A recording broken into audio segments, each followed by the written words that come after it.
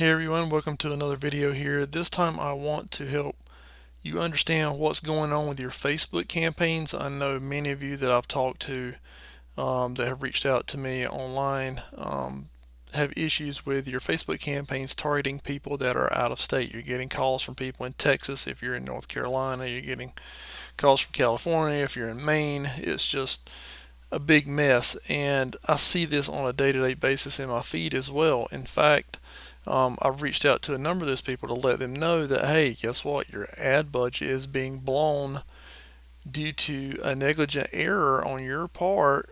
That's kind of a sneaky thing that Facebook does, and most of them don't even care. Okay, you're talking about people that are spending $50 to $100 a day on Facebook ads, but yet they don't really seem concerned about this being an issue for them, when in fact it could be upwards to 90% of the people that they're targeting is not even in the area that they're trying to generate business. So that's a problem. If you're a lawn care provider in North Carolina and you're advertising in Texas and all over the United States, that's not going to do you much good. So anyway, I'm going to show you where this stems from.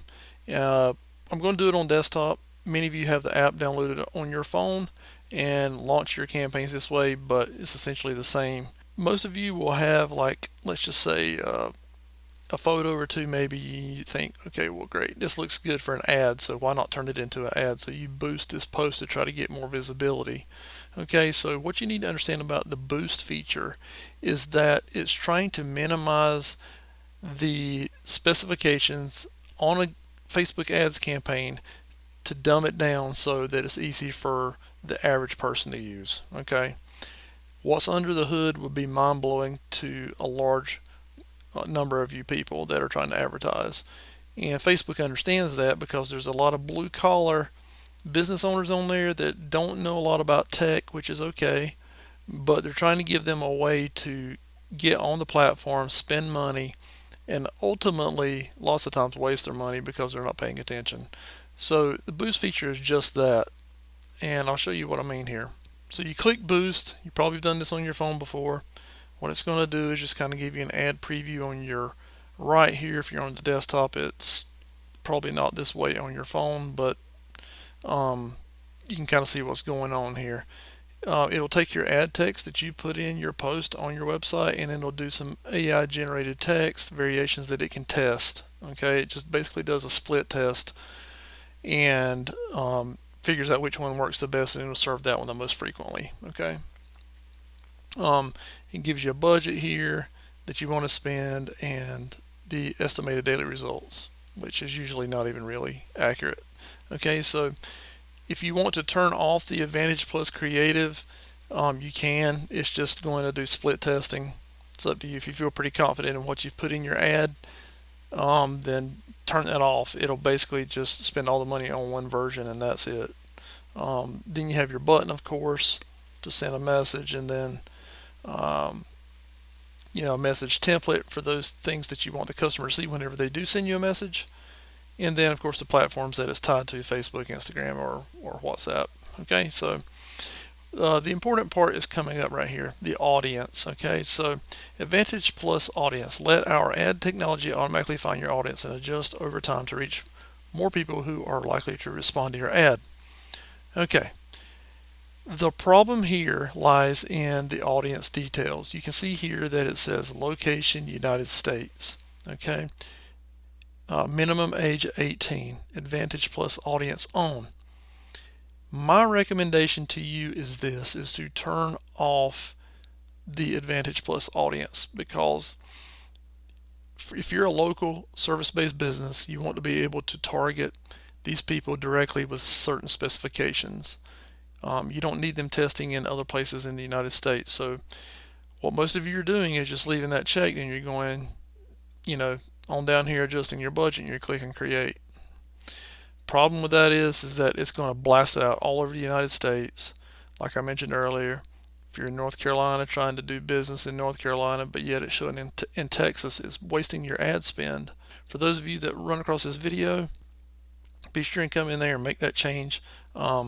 You can leave this on. You can come in here and make changes, but be careful, because it's going to leave this United States in the settings, and that's where you get in trouble. So what I like to do is just turn it off and let me come in here and make my changes myself. Okay, so what we're going to do here is come into the audience settings here. You can choose both genders, one or the other, whichever is, particular to your business. I would recommend here changing this. Probably most of you are, I say if you're a service-based business, you're targeting people probably 25 and up. Of course that varies, right? If they're a homeowner, probably going to be a little bit higher. And so if you're doing lawn care or lawn maintenance or landscaping or things that require people to have money, it's going to be 30 and up most likely. And then what you want to do here is close out this United States. Take that rascal out, okay? And then put in your city. So I'm going to put in the Raleigh-Durham Fayetteville demographic. And then you can see here how it doesn't have anything else on that map selected but Raleigh-Durham, okay? And then if you want to put in detailed targeting, you can, which may be interests or, you know, income levels, things of that nature. And then you want to hit save audience.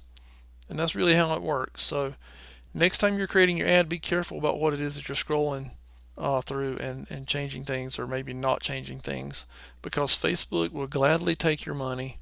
And you can see that right here as they've left the United States as the default here. In my opinion, if your page is created in a certain area, it ought to at least default to that state, or at least a local area. But they know better. They know that they can siphon some money off unsuspecting business owners. So unfortunately, that's the way the world works. But yeah, that's how you fix it. So if you're having problems with your Facebook ads and you're a small business owner and you want me to take a look at it, my contact information is in the description below if you're on YouTube. If you're on my Facebook page, you can check out the information in my page details. Also, if you want some free information, be sure and check out my ebook that's in the description below. It gives you a synopsis of what you need to be doing online to get started digitally to get your business headed in the right direction. Also, if you enjoy the video, please hit subscribe, share. It'll help this information get seen and ultimately help other business owners. I'd appreciate it. If you're on Facebook, feel free to tag a business or tag a friend if they're running Facebook ads and they need some help. So that's all for today. We'll catch you in the next video.